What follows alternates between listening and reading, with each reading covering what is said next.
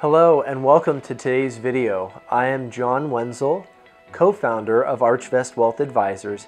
Today I wanted to talk to you about 529 plans.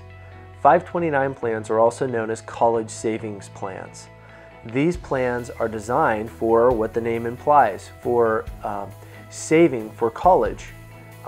Funds that go into these type of plans grow in an account and will come out actually tax-free if it's paid for via qualified type of education expenses. These type of expenses are predominantly, and what they are post-secondary. So what do I mean by post-secondary? I mean anything beyond high school. So it doesn't necessarily have to be college. If it's a qualified education expense for maybe a trade school that one is pursuing, the expenses that are incurred out of that could potentially come out of the account to pay for those expenses.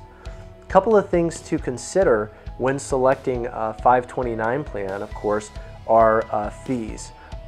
We would encourage you, of course, to select the Contact Us, and feel free to ask us questions about the different types of plans. Most, if not all, states offer some sort of 529 plan, but just because you're living in a particular state, for example, living in the state of California, doesn't mean that you have to select the plan that's within the state of California. You can choose another 529 plan that might be more advantageous to you given your circumstances. So today I wanted to talk about some of the options that you have within the 529 plan. So of course we all want to save away for our children for the most part, including their continued education. We understand today it is very difficult without getting some advanced degree to really land a good paying job and something that's sustainable. So it's important to get that additional education. So what do you do when you've saved away in a 529 plan, or you're now wanting to consider saving into a 529 plan? What are some of the options that you have? Well, within a 529 plan, as you're saving away, you can actually transfer funds from one beneficiary to another. So 529 plans will have a named beneficiary on the plan. The beneficiary is just somebody who is entitled to receive the funds from the 529 plan account. Okay? You can actually change that beneficiary from one to another. Now there may be limits around that and tax implications, so I would highly encourage you to seek some financial counseling if you are considering an option like that. But know that that option is available to you.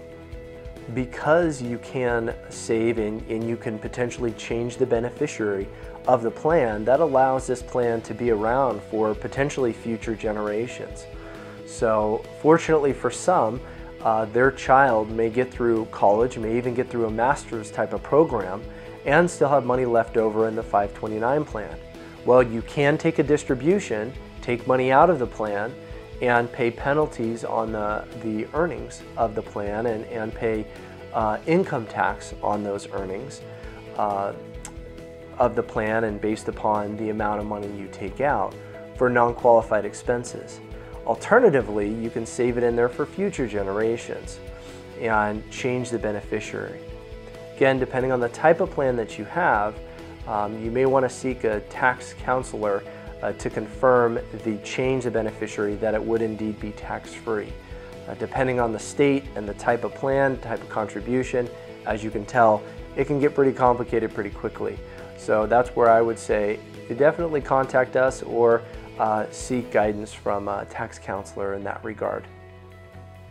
If you saved in a 529 plan and your child has received some sort of scholarship from some other institution to help pay for the college expenses, what's nice is with the plan, the 529 plan, you can actually take a distribution out for the amount that equals the scholarship. So for example, they received $1,000 funds from a scholarship and you have $1,000 of qualified expenses.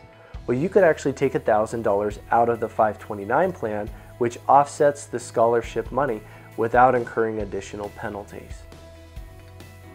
So I hope some of these options are helpful for you to consider.